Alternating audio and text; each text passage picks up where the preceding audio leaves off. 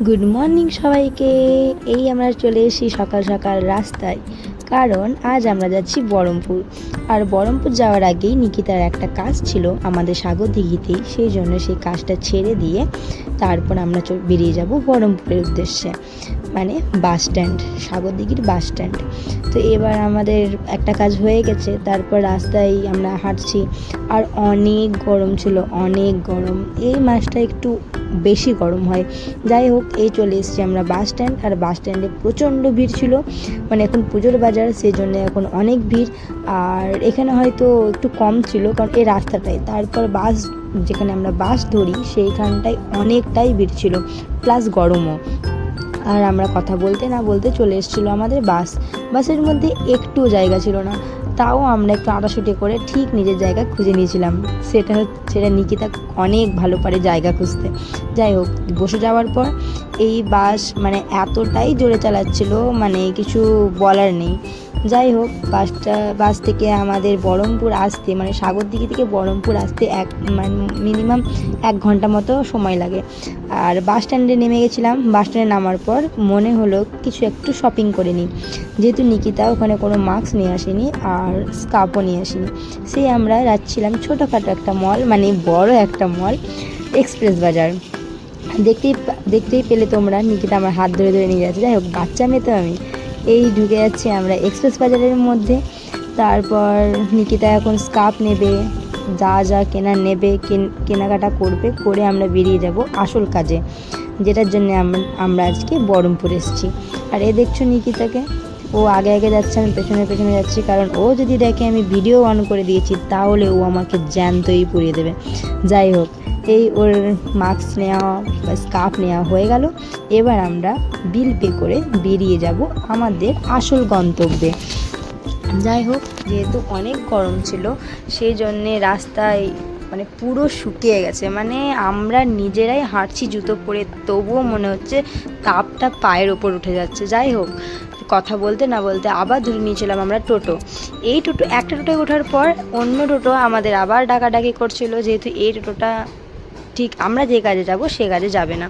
যাই হোক, আমরা টোটো এক্সচেঞ্জ করে নিয়েছিলাম, করে নেওয়ার পর আমরা চলে এসেছি আমাদের আসল গন্তব্যস্থানে।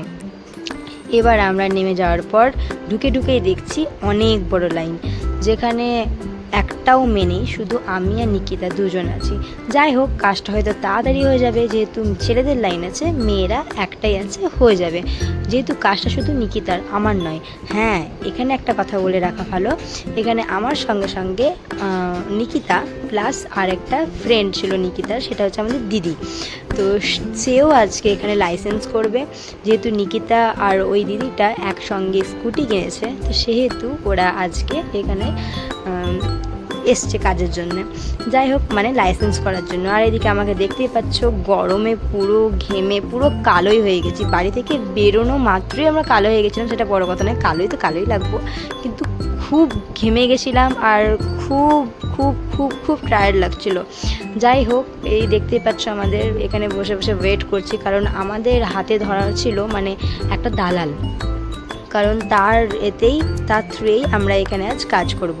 তো সে আসতে একটু লেট করেছিল, তাই আমরা এখানে বসে মশা আর মাছি গুনছিলাম আর মারছিলাম। যাই হোক, সে আসার পর সবাই চলে গেল ওই লাইনটাই, মানে নিকিতা আর ওই দিদিটা লাইনটায় চলে গেছে।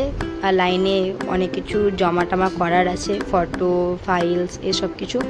ওর পর ওখানে একটা কাজের পর আরেকটা লাইনে আমাদেরকে পাঠিয়ে দিল, যেখানে ওদের নামটা ডাকাডাকি হবে। ওখানে আরও একটা কাজ ছিল, তো সেই কাজ করতে করতে আমরা তো এখানে 2 ঘন্টা মতো দাঁড়িয়েছিলাম, কারণ ওদের নামটা আসছিলই না। আর এদিকে দেখতেই পাচ্ছ নিকিতাকে, সে দাঁড়িয়ে পুরো হেসে যাচ্ছে, কারণ অনেক ভিড় ছিল। পরে আস্তে আস্তে অনেক কাকিমা দিদিরা এরা সব আসছিল।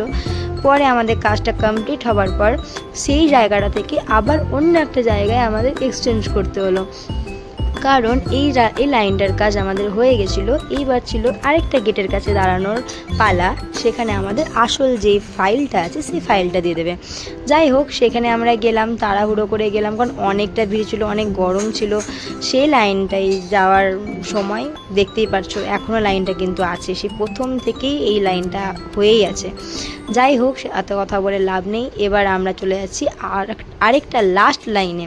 সেইখানে দাঁড়িয়ে থাকার পর আমাদের যে এজেন্ট ছিল, সেই এজেন্ট দাদাটা, মানে ওই দাদাটা আমাদেরকে অনেক কিছু বোঝালো, মানে নিকিতাকে দিদিটাকে, যে এখানে লাইনে বেকার দাঁড়িয়ে লাভ নেই, কারণ অনেকটাই লেট হবে। আর যেহেতু আমরা মেয়ে মানুষ, তো আমাদের বাড়িও ফিরতে হবে আবার। আর বহরমপুর থেকে সাগরদিঘির লাস্ট বাস হচ্ছে 7:30। তো সেই জন্যে আমাদের আরও অনেক কাজ ছিল বহরমপুরে। সেই জন্য দাদা বললো তোমরা চলে যাও, আমরা ঠিক ফাইলটা পাঠিয়ে দেবো। যাই হোক,